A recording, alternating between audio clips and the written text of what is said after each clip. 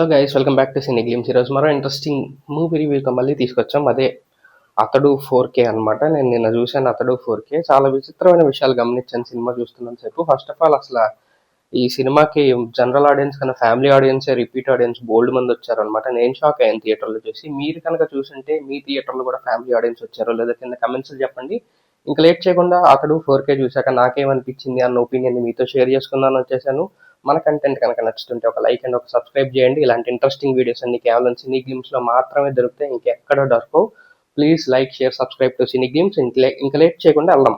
అసలు ఎలా ఉంది సినిమా అన్న పాయింట్ని అయితే డిస్కస్ చేసుకుందాం 4Kలో చూశాక. Let's go.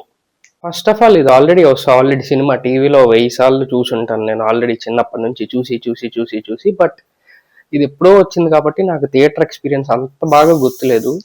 అందుకని ఇంకెళ్ళాను అనమాట. సో ఎలా ఉంది ఏంటి అసలు సినిమా స్టార్ట్ అయినప్పటి నుంచి 2 hours 52 minutes సినిమా. నాకు అసలు ఎక్కడ 3 hours కూర్చున్నట్టు అనిపించలేదు. ఎందుకంటే ఈ సినిమా స్టోరీ లైన్లోనే ఒక ఫ్యామిలీ ఎమోషన్ ఉంటుంది, ఒక ఇన్వెస్టిగేషన్ డ్రామా ఉంటుంది, ఒక లవ్ స్టోరీ ఉంటుంది. ఈ అన్నీ ఉండేసరికి సినిమా చాలా ప్లెజెంట్గా, ప్లెయిన్గా, మ్యూజిక్ ఫస్ట్ వినసొంపుగా ఉంటుంది. ఎన్ని పాటలు వచ్చినా ప్రశాంతంగా ఉంటుంది. పిచ్చి డప్పులు ఇలాంటి హడావడి పాటలు ఏవీ లేవు. ఎన్నిసార్లు పాటలు వచ్చినా వినాలనిపించే పాటలే ఉంటాయి. లిరిక్స్ అర్థమవుతాయి, మనుషులు మాట్లాడేది అర్థమవుతుంది, బ్యాక్గ్రౌండ్ మ్యూజిక్ సరిపడా ఉంది. ఇలా చాలా విషయాల్లో ఈ సినిమా పర్ఫెక్ట్ అనే చెప్తాను నేను. 4Kలో చూశాక కూడా నాకు మళ్ళీ అదేదో కొత్త సినిమా చూస్తున్నట్టు ఎక్స్పీరియన్సే వచ్చిందనమాట. అదేదో పాత సినిమా రిలీజ్ అన్న ఫీలింగ్ అయితే రాలేదు. కంఫర్టబుల్గా 3 hours సాలిడ్గా నాకైతే టైంపాస్ అయిపోయిందనే చెప్తాను. మీకేమనిపించింది సినిమాలో? మీరు ఎంజాయ్ చేసిన పార్ట్ ఏంటి? అసలు రిలీజ్కి ఈ సినిమాకి వెళ్ళడానికి మీకు ఇంట్రెస్ట్ ఉన్న పాయింట్స్ ఏంటో కింద కమెంట్స్లో చెప్పండి.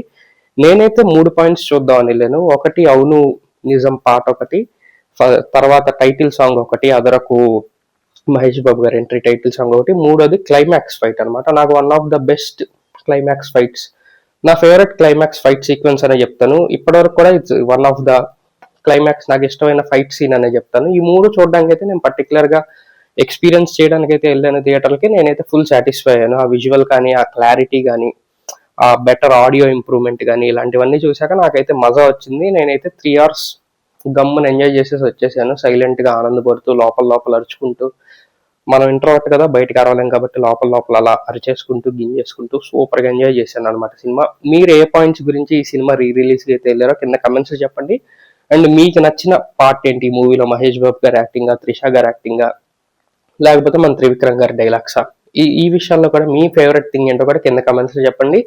ఐ థింక్ పాపం త్రివిక్రమ్ గారిని అటు ఇటు అందరూ కలిసి తిడుతూ ఉంటారు కానీ అక్కడ కాపీ కొట్టాడు, ఇక్కడ కాపీ కొట్టాడు, ఇలా చేశాడు, అలా చేశాడు అని. But I still only his cinemas have the rewatchable capacity అనమాట. అతని సినిమా ఏదన్నా మీరు చూసుకోండి, టీవీలో మనం వచ్చినా చూస్తాం. జల్సా కావచ్చు, కలేజా కావచ్చు, నువ్వే కావచ్చు, అతని సినిమా అలవైకుంఠపురం కావచ్చు, ఏ సినిమా వచ్చినా మనం కంఫర్టబుల్గా ఎప్పుడు వచ్చినా ఆలోచించుకోకుండా రీవాచ్ చేసేస్తూ ఉంటాం. I think he is only the one director who has that rewatch capacity అనమాట. ఆయన సినిమాలు రీవాచ్ చేసేలాగా తీయడమే ఆయన స్పెషాలిటీ. సో అందుకనే he is one of the finest director అని చెప్తాను. సో ఆయన కాపీ కొట్టనివ్వండి, ఏదన్నా కొట్టనివ్వండి, but he still one of the Tollywood's best director అని చెప్తాను. అండ్ ఇలాంటి స్టోరీస్ నాకు తెలిసి మళ్ళీ రావు. ఎందుకంటే హీరోలు వేరే రేంజ్లో ఆలోచిస్తున్నారు. పాన్ ఇండియాలో, గీన్ ఇండియాలో డైరెక్టర్ వాళ్ళు అలా ఆలోచిస్తున్నారు. వీళ్ళందరూ ఇలా ఆలోచించేసరికి కథలు రావట్లేదు, ఏం రావట్లేదు. ఇంకా మేబీ ఇలాంటి ఫ్యామిలీ ఎంటర్టైన్మెంట్స్ అయితే ఐ థింక్ సో అయిపోయింది. గీస్తే మళ్ళీ త్రివిక్రమ్ గారే ఇలాంటి సినిమా తీసి మళ్ళీ డైరెక్టర్స్ అందరినీ వెనక్కి లాగి ఓకే ఇలాంటి సినిమాలు ఇంకా బాగా ఆడతాయి అని నమ్మకం ఆయనే తెప్పియాలన్నమాట. బికాస్ ఆయన పెన్నుకి ఆ కెపాసిటీ ఉంది, ఆయన డైలాగ్స్కి ఆ కెపాసిటీ ఉంది. సో చూద్దాం ఏమవుతుందో. నాకైతే సినిమా బాగా నచ్చింది 4Kలో చూసాక. మీకేమనిపించిందో కింద కమెంట్స్ చెప్పండి. ఈ వీడియో కానీ మీకు నచ్చినట్టయితే ఒక లైక్ అండ్ ఒక సబ్స్క్రైబ్ చేయండి. ఇలాంటి ఇంట్రెస్టింగ్ వీడియోస్ మళ్ళీ చాలా వస్తూనే ఉంటాయి. Please do like, subscribe to cine glimpse. ఇంకో కొత్త వీడియోతో మళ్ళీ మీ ముందుకు వస్తాను. Until then see you all, bye by.